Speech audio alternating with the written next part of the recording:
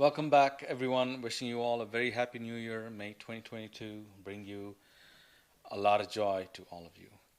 Today, I want to talk to you guys about this relatively affordable powered speaker from Tannoy called Gold 7. This model is in the middle of the Gold series. The model below this is the Gold 5 with a 5-inch bass driver. And the model above is the Gold 8 with an 8-inch driver. This Gold 7 has a 6.5-inch bass driver. These are sold individually and retail for currently $279 USD each, and so $558 USD for a pair. And since these are powered speakers, you do not need an amplifier, as there are in fact two amplifiers in each speaker, one for each driver. Drivers here, as you can see, are in Tannoy's patented dual concentric setup, where the tweeter is placed concentric to the bass driver. With this model, we have the 6.5-inch bass driver and a 1-inch titanium tweeter in a tulip waveguide. As mentioned earlier, each driver has its own amplifier for a total of 300 watts per speaker, and this is Class AB amplification, not the typical Class D you find for this price. The dual concentric driver arrangement along with the tulip waveguide are set to deliver class-leading phase coherence and point source imaging. There is a front-firing bass port, and the speakers are spec'd with a frequency response of 65 Hz to 20 kHz plus or minus 3 dB. The other spec shown is a low frequency of 46 Hz at minus 10 dB. So this tells us that while the speaker's low output frequency rolls off steeply below the port tuning frequency, which is probably 65 Hz, one is still going to be able to experience sonics in the upper 40 Hz. In fact, I believe there is an online review that actually measured low frequency response of this driver, and if I recall correctly, it measured flat to almost 50 Hz. So a bit about controls on this amp. Mounted on the front port are input trim and high frequency trim knobs. The input trim allows you to attenuate input signal from your source, as the gain structure can vary significantly, both in consumer level preamps and your pro level equipment as well. The high frequency knob is your treble tone control, allows you to tune from minus 2 dB to plus 2 dB depending on your listening environment or the recording you are listening to. On the back of the unit, we have bass trim adjustments of minus 4, minus 2 dB, and flat at 0. Inputs here are XLR and TRS. There is an additional aux input here, which is your common 3.5mm input jack. When using this aux input, you will need to link the two monitors with the supplied 3.5mm link cable that comes with, and designate the left and right speaker by selecting the switch here. Moving on to listening and how I set these up for evaluations. There are several ways to drive the amplifiers built in these speakers. A preamp, a DAC with volume control. I tried a few things. A vintage Yamaha C90 preamp. Also pre-outs from integrated amplifiers like the Rotel A12 that I had on hand. Also a tube preamplifier, the Rogue RP1, and even a Blue Sound Note 2 streamer via its RCA outs. But remember that the primary connection requires a balanced XLR or TRS termination unless you're using the aux input. So I tried two ways of doing this. The simpler method was to use an RCA to XLR male cable. You can buy a pair from Monoprice for about $20, I think. While it worked well in most cases, it didn't quite work out when using tube preamps, presumably due to their higher output impedance. So I tried this Art Clean Box Pro, which is a 2-channel unbalanced to balanced converter, and that unit did a fine job here. This unit sells for 80 USD, and it has independent 2-channel gain level knobs that help with the incompatibilities that I experienced before while using my tube preamps to work with the Tannoy's built-in amplification. Originally, I was planning to use a topping pre-90 balanced preamp, but it was out of stock. So when they get it back in stock, I hope to do a video on it sometime. But for now, the majority of my listening was done with using a pair of monoprice RCA to XLR cables to go RCA out of my unbalanced preamps to the XLR in of the speakers. Now, I know these are supposed to be near field professional monitors, but I played with the positioning like how I would with a pair of regular hi-fi speakers.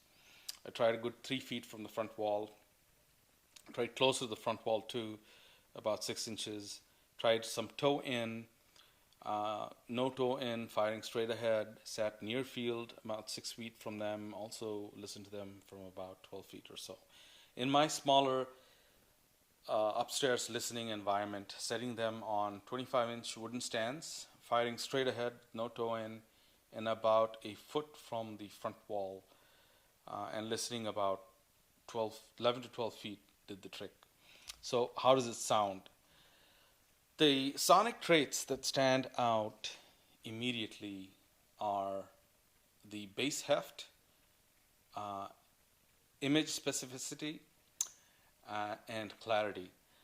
To illustrate that, first up, I want to talk about this mobile fidelity pressing of Santana's self-titled album. There's a side A has track number 3 called Taboo, and it's an awesome sounding tune. After the initial intro and the track, bass lines and sweet guitar riffs accompany Santana's vocals here, and you have a series of sweet sounding mini guitar solos happening. This whole piece is brought together very cohesively with wide pinpoint imaging and really nice clarity. There is warmth, there is verve, and solid bass punch with definition while hearing this track being played via the Tannoys. Even when the track ends, you hear the reverb tails of the instruments fading into the recording space. It's really cool to hear that. Throughout this whole album, you notice that you can really hear into the mix. All those background vocals and the many instruments like the organ, the timbales, the congas, etc. are so clearly heard even at low volumes. Next up is the super sweet pressing from the Three Blind Mice label called Green Sleeves by Shoji Yukochi Trio plus Yuri Tashiro on Hammond. The side B track number 2 is Green Sleeves, played traditionally. This popular Green Sleeves track sounds crisp, and Shoji's guitar sounds really well defined with nice body and tone. Then they take this well-known tune and add a bossa nova rhythm to it, and the outcome is simply fantastic.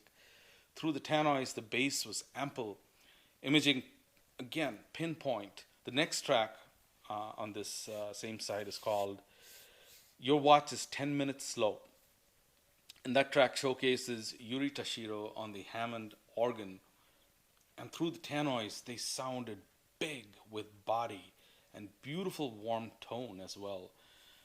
And the drummer here is Hajime Ishimatsu, and you can feel the slam and the bass pedal kicks through the Tannoys. Very well recorded album, guys. If you like jazz, pick up this Three Blind Mice release.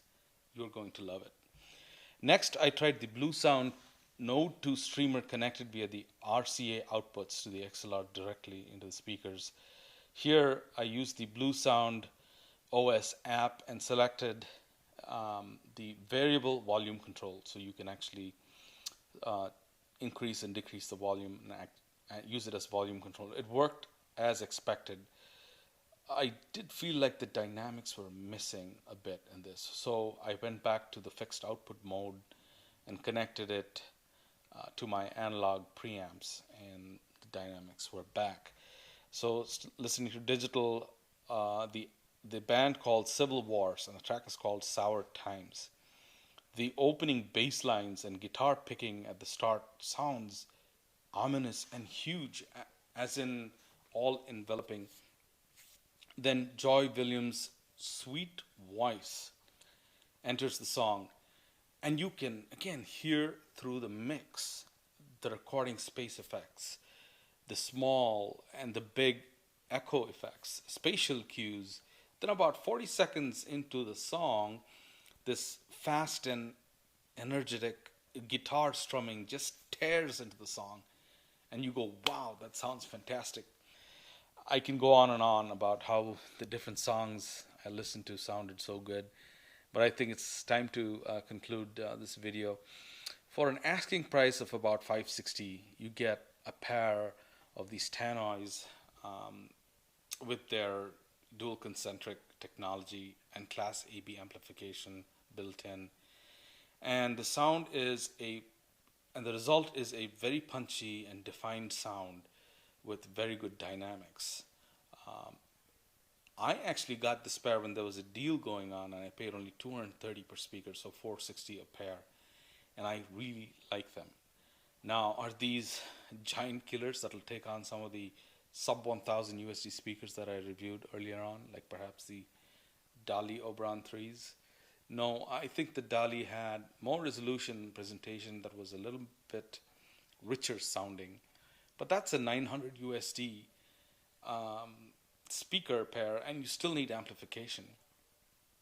For about 560 USD, these powered speakers are really special, and they definitely deliver the goods, in my humble opinion. Just be aware of the accessories and cables you may need that I mentioned in the beginning of this video, if you're planning to use these with the consumer level equipment like streamers or DACs with volume control, or regular preamps with unbalanced outputs.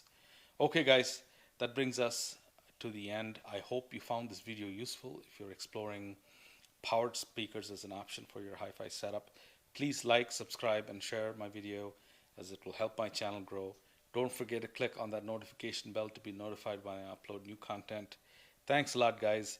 See you soon.